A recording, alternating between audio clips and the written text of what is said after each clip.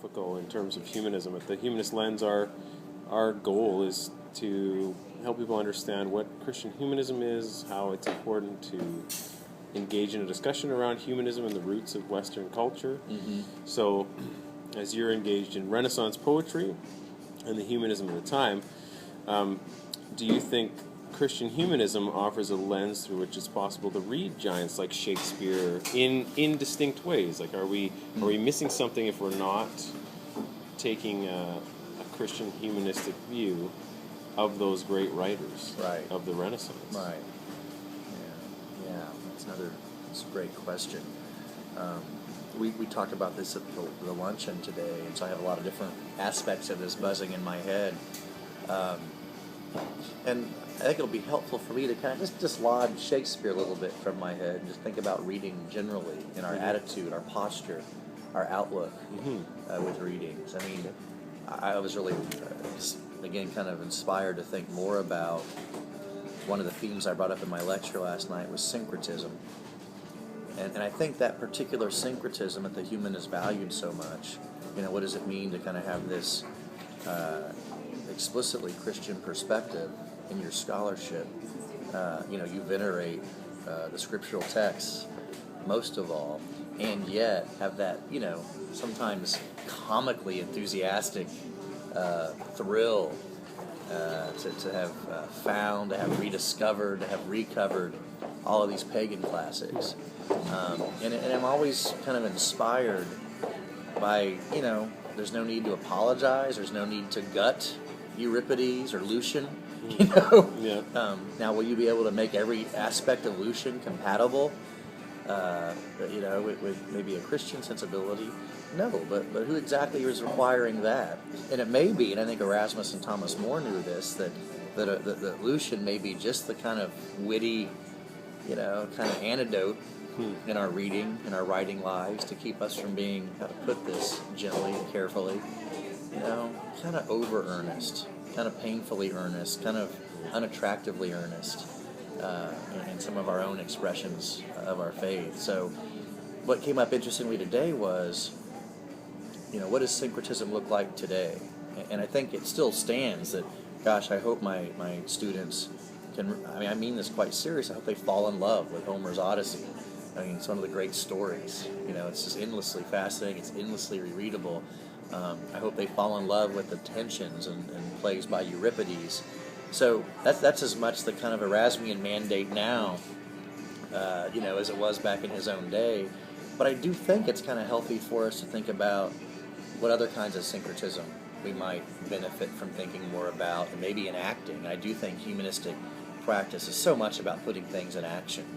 These texts aren't little props on our shelf that look handsome and make us look dignified. They are things that kind of are commanding us to be in the world. And they were kind of innovators. I mean, they were kind of the radicals, right? Like, they were looking at scholasticism and other, at this point maybe slightly old-fashioned and over-specialized forms of thought and practice, and just saying, nah, like, we're gonna, we have a new program, and it's going to be so much more, relevant to the world, pertinent to our faiths, pertinent to so much going on, not just in our minds, but in our hearts. And so I think it's helpful to think, what's syncretism today?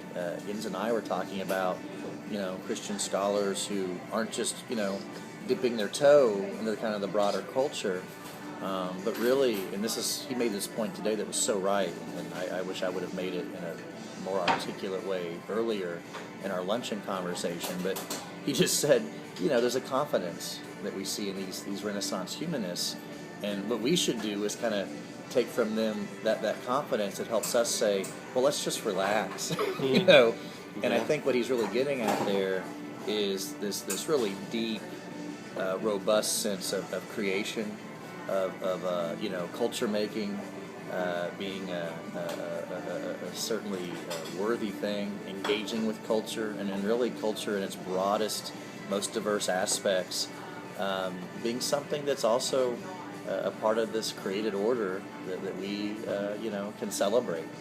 And it all is that there's a larger structure in place that gives us not only a license but kind of an invitation to engage with these things and find, to use that humanist metaphor, to find the treasure houses in these things. So some of the examples that came up for us, we were just talking about, certain acclaimed television shows, The Sopranos, for example. I'm a huge Wire fan. I just find the language, often gritty. I don't know if I want the most sensitive-eared person having to endure that, if that's kind of where they're at. But beautifully written. The stories are just so intricate and well told. I mean, it's a Shakespearean achievement in a lot of ways. And again, I mean, I just think quite strongly that's a kind of syncretism too. We may not think that, and I say this loving, obviously, having just talked about John Donne and George Herbert, that's kind of your first go, right? Oh, you're the Christian scholar who does Renaissance. We kind of know where that's going to go. You're going to unpack for us John Donne and George Herbert.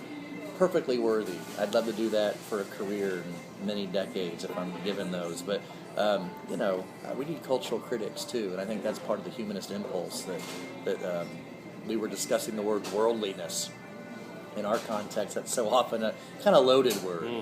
You're going to talk about worldliness and we should be worldly.